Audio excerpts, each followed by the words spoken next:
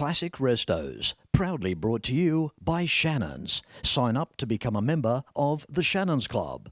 Kenworth Trucks Australia and Pace Farm Eggs.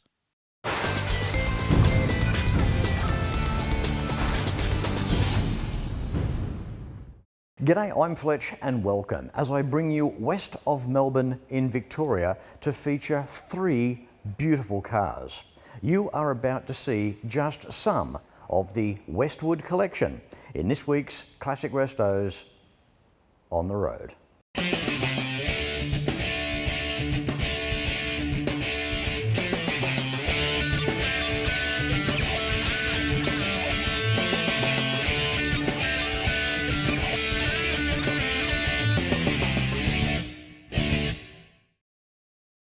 Welcome back. When it comes to automotive variants, everyone's collections are different, and you can feel the passion flow through each individual model as they all stand proud.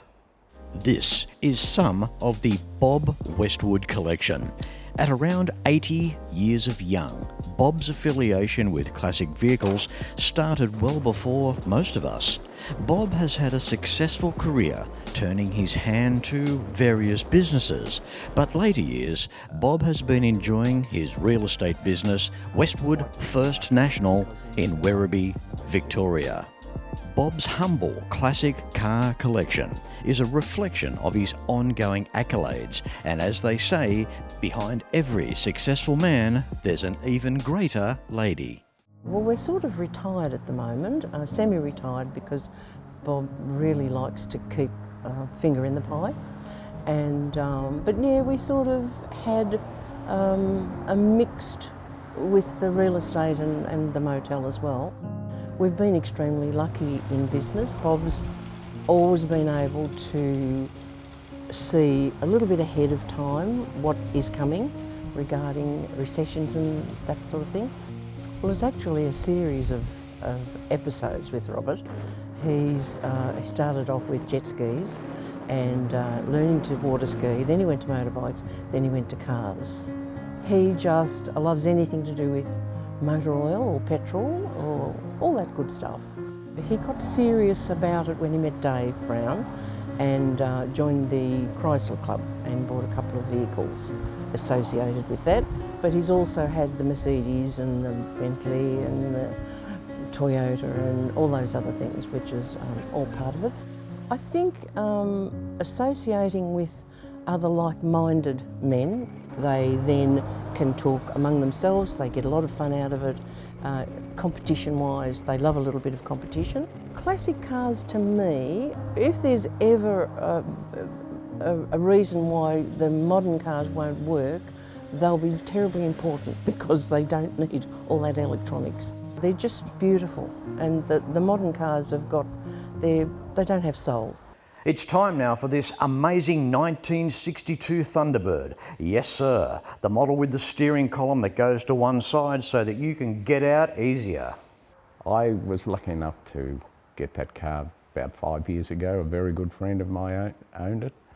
And I'd had a Thunderbird for 10 years, a 65 Landau, and always pined for another one. Very sorry when I sold it, the original one.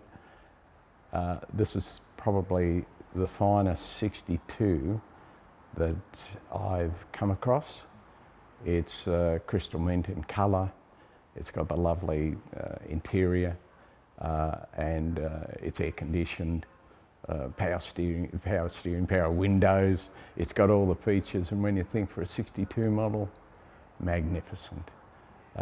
It's a rather unique car because it was actually produced without a radio.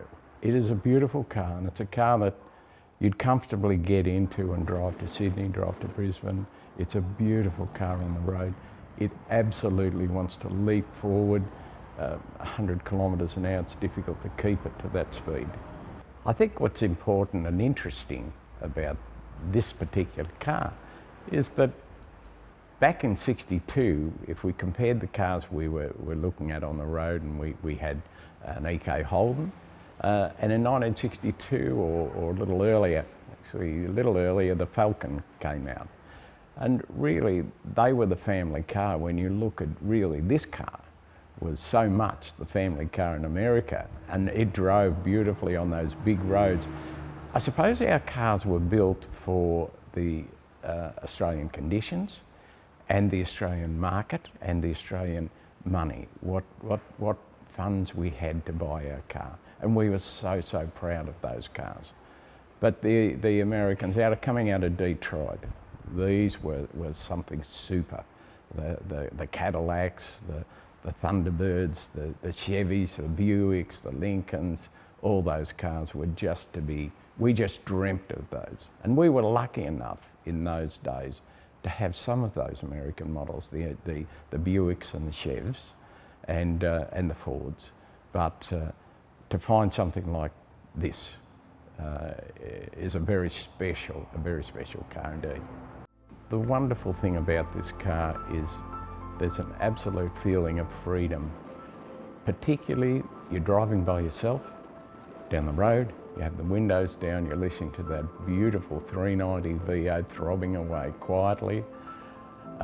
It drives beautifully, the steering is so perfect, it steers straight, it steers comfortably and light, and it's a joy to drive. I met Judy when I was about 16, and I was driving a 1936 flathead Ford, and her father was a local police sergeant, and I used to go up, park in front of the station. He didn't know I didn't have a licence. It's a bit of a terrible thing to admit, but there we are. And so we've been married for 63 years, and through that time we've had, I suppose, one of the most, the things that have kept us together, apart from family, are cars. Cars have been our life, we've enjoyed it, and we've had many. And we find that's something that we can enjoy together.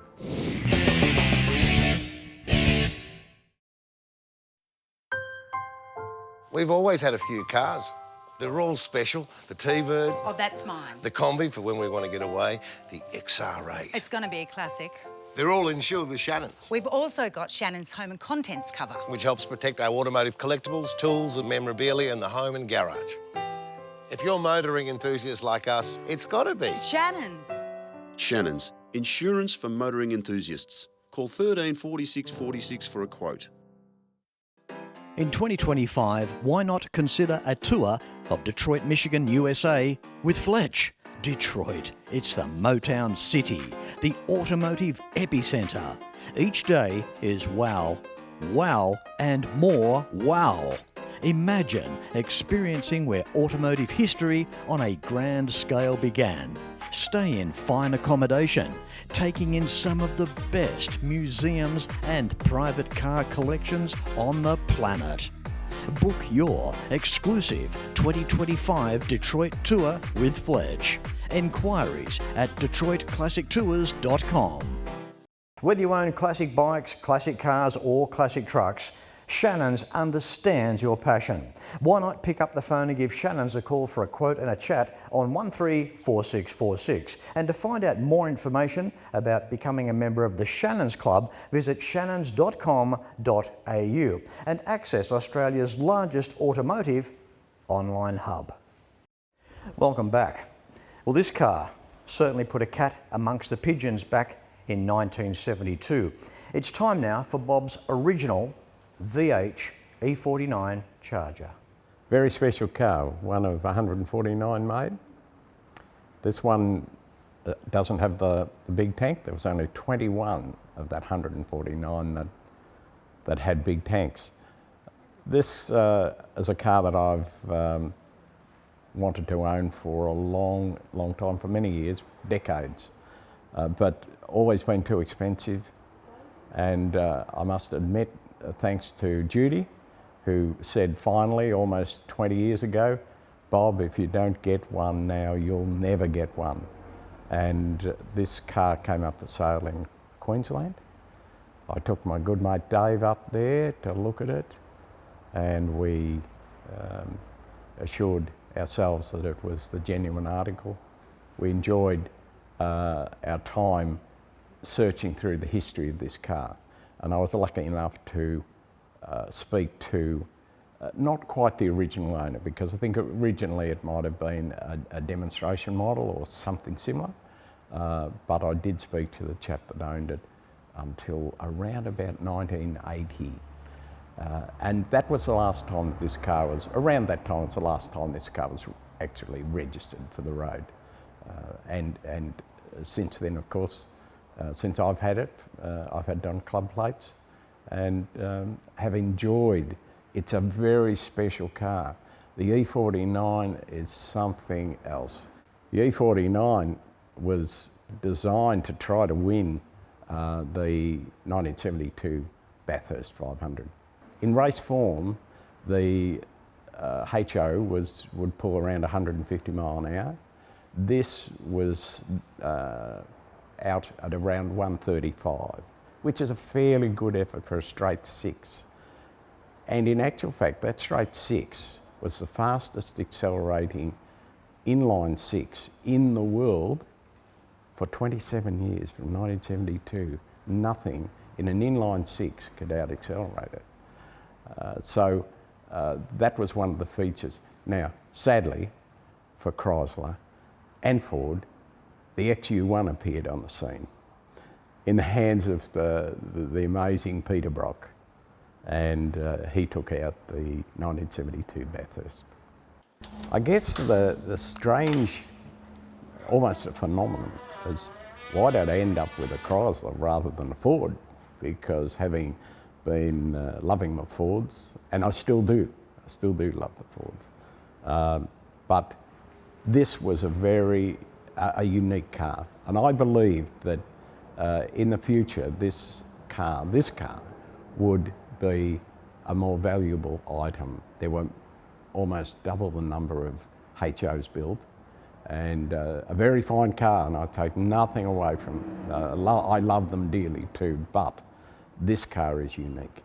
Today, these cars are still a storming car to drive. They are just so responsive. It's impossible to drive them quietly. They love to be driven. They're very, very responsive. Their braking is reasonable. They were hard to stop, but today I can't wait to get my hands on this and take it out for a drive, to have a good drive. It's just exciting. And the gearbox is a beautiful 4-speed. It changes beautifully, but the sheer acceleration from a 6-cylinder motor, it's impossible not to use it. One of the other features of the Valiant Charger was apart from its unique shape, it was a little wider in the track than the HO, shorter in wheelbase. It was around about 300 pound lighter, if we're talking pounds. So that helped the car. But to be built here in Australia, to be designed and engineered when we didn't have the type of funds available to us in Australia, the history of the build of this car is an incredible story in itself. You look at the finish on these cars, even the door fit and the boot fit, all those in their form are quite remarkable, because in the day, in 1972, cars always didn't look like that. This was a very special car. Interior, very well finished inside for its day. The tombstone seat's quite interesting because, as Leo Gegan did mention, you had to strap yourself into those in the day in their race cars. That's what they raced in. But I can tell you that you tend to slide around a bit if you're really pushing it on the corners. I guess I feel enormously privileged to be in a position to have these cars. And as I said, we're just custodians anyhow. But the most important thing, to keep them right, to keep them looking right, to keep them presentable and ready to be shown to people. I don't want them to be locked up and not seen. I love the cars to be out there, to be seen and enjoyed by people. And often we'll go to car shows, and even the young ones are saying, "Hey, Charger."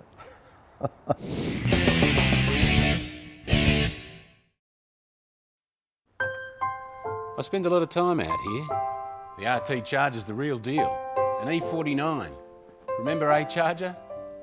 I've always got projects on the go, so Shannon's laid-up cover helps protect my restorations. I'm Mopar through and through.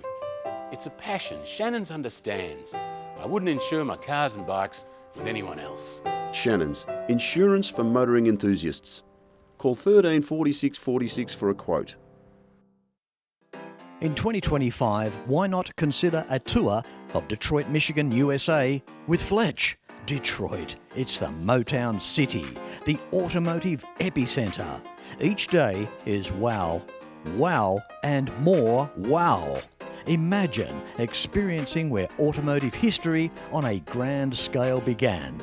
Stay in fine accommodation, taking in some of the best museums and private car collections on the planet. Book your exclusive 2025 Detroit tour with Fletch. Enquiries at DetroitClassicTours.com. Your story began in 1971. It's part of an endless tapestry that tells the story of our nation. It connects innovators to artisans, forests to houses, from the largest of operations to the smallest of outcomes. It's heritage. It's a legacy. Next up on today's show is this modified 1965 XP Coupe, and to tell us more, here's Jude. At the age of 32, my husband decided that I should get my licence. And to get my licence, I had to have a vehicle. So a friend of his, a certain Colin Parker, had access to this vehicle and bought it for me from New South Wales. And the registration plate was DUM, which they said suited me beautifully, dum-dum. And my next car was DLL, by the way, just in case you're interested. I went from dumb to dill. Anyway, so we got the vehicle and I got my licence and drove it around, had a wonderful time picking up my son and all his teammates. I can fit 8 kids in the back of that. Oh, well, I used to be able to fit. Bench seat at the front was lovely. And then my darling decided that our daughter and son-in-law were getting married and I had to give him the car and take his Celica. And I was devastated, I have to say. But anyway, that happened and then it disappeared. So it went into storage for quite a while. Then Mitch and our daughter decided to restore it. It has a lot of good memories. I did a lot of travelling in it with the kids. And so yeah, it has a special, but it never got a name. We never called it Bertha or Abigail or any names. It was just the car. I think it was in storage for quite a while. It would be probably about, golly, it's got to be about 6 or more years ago. And they took them quite a while because they wanted to do it financially themselves. But of course, it does get to the stage, it was taken right down to bare bottom. And so there was quite a little bit of finance involved, but over the period of time, and they decided on the colours. And I'm delighted with it. I think it's beautiful. Oh, it's got a nice ass. Sorry, Danny. No, I think it's... no. You're just going to cut all this shit out. From the shape of it, I think it's a lovely shape. I think it's one of the nicest shapes. It's curvy and round, you know. And the colour is lovely, and I like the interior because the original interior was a crappy mustardy colour. It wasn't very nice at all. And it did have a vinyl roof on it, but it's much nicer as it is now. So it's a gem. It's a little gem. People probably disagree on colours depending on how you see a colour. To me, it's probably a lovely turquoise. So just to tell you a little bit about the specs of it, it's got a little 302 Windsor, nicely worked, but not overly done. It's so it makes it a nice car to drive. C6 auto, 9-inch rear. It's a car that's very good on the road. It travels very nicely. It's got air conditioning, all those little trinkets. Drives beautifully on the road. It's a very enjoyable car to have and a pleasure to have because we've kept it, we've stored it for nearly 35 years and here it is today, looking like this. Wheels are centre lines, tyres are to match. It's been tubbed inside the rear to give it a nice sized tyre on the rear. I'd love to be able to give you the exact size. I can't give you that, but you can see those. It means the car is well balanced. Front to back, those wheels look good, and they drive well. They do the job properly. They hold the road well, and are pleasant in the car. They're very nice on the road. The car is now has some very personal touches that have been changed over time, and that's all credit to my son-in-law Mitchell, because he engineered this car. He decided this was how the car should be rebuilt, and I pay great credit to him and my daughter for the way that they put this car together. But when you look in there and see that console, it's been handmade to fit those gauges. It looks perfectly in place, and again, it's unique. You won't see that in another car. Rather interestingly, after all those years, about 5 years ago, the previous owner rang me. He found my number, he rang me, and as a bit of a joke, he said to me, "Bob, would you sell the car back to me? I'll give you the same money. I'll give you the same money that you paid for it." And we had laughed, and we've become very firm friends. He lives in southeast Queensland, he and his wife, and we try and catch up each year from that one phone call, and this car is the catalyst for that friendship.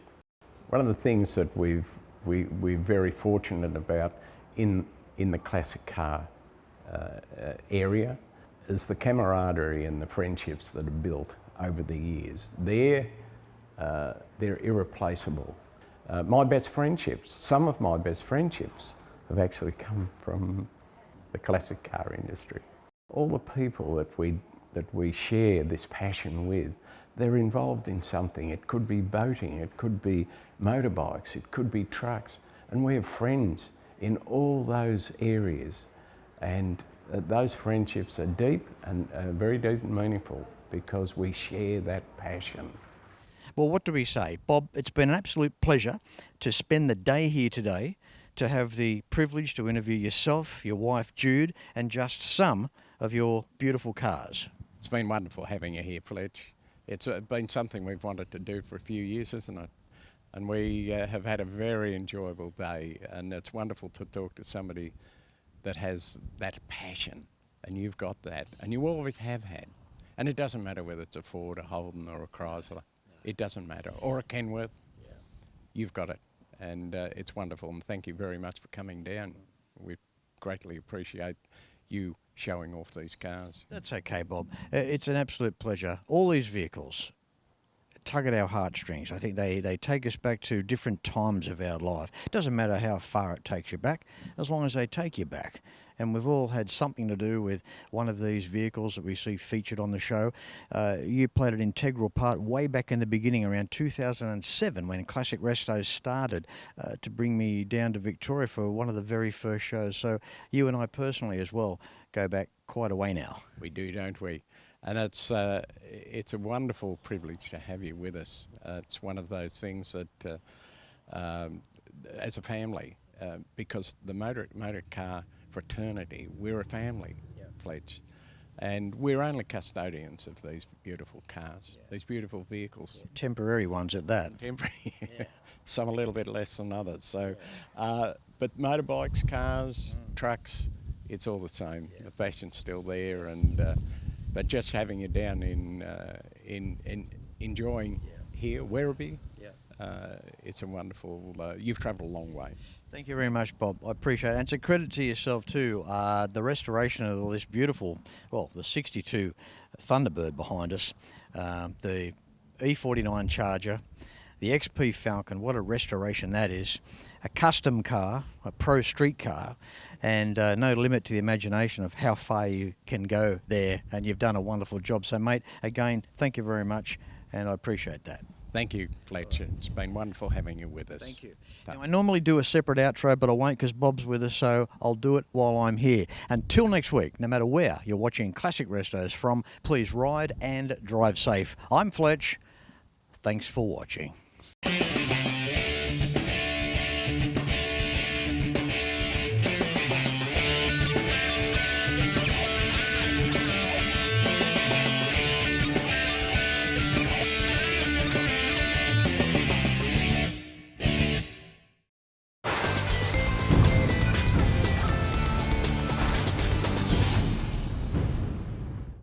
Classic Restos, proudly brought to you by Shannons. Sign up to become a member of the Shannons Club.